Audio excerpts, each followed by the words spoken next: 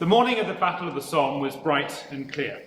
For 5 days before, the British artillery undertook a bombardment, the likes of which had never been seen in history. After raining unspeakable fire onto the German lines, for the moments prior to the attack, there was silence. And then the signal at 07:27 was given, and the attack began. Waves and waves of men going over the top, out of their trenches, advancing on the enemy line.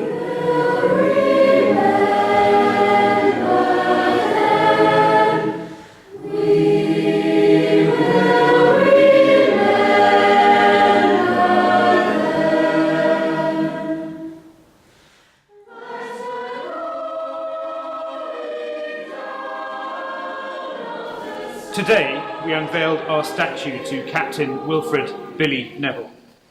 But commemorating Billie isn't actually about solely commemorating Billie. It's about much, much more than that. Some of you may have seen the film Schindler's List. In it there is a moving and later horrific scene where a young girl who in the midst of a black and white film is seen to be wearing a red coat. Later we see the same red coat, yet dead, piled among others in a concentration camp. In that simple moment, we can relate to a life lived and a life lost, to the tragedy of a little girl running around at one moment with her future ahead of her, and the next being destroyed through man's inhumanity to man. Billie is metaphorically our child in a red coat, because by placing Billie at the centre of our school, we can picture and personify in our own minds the 176 other Old Dovorians who perished in the First World War. By having Billie, we can touch upon their stories at the college.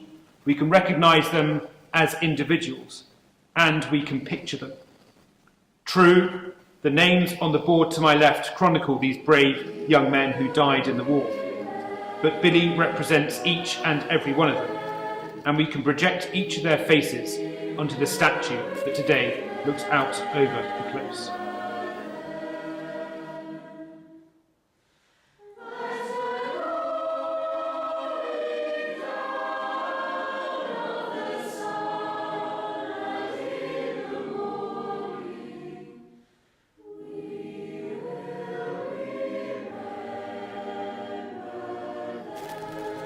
And I say to you, we are safely home, brave fallen of the Great War.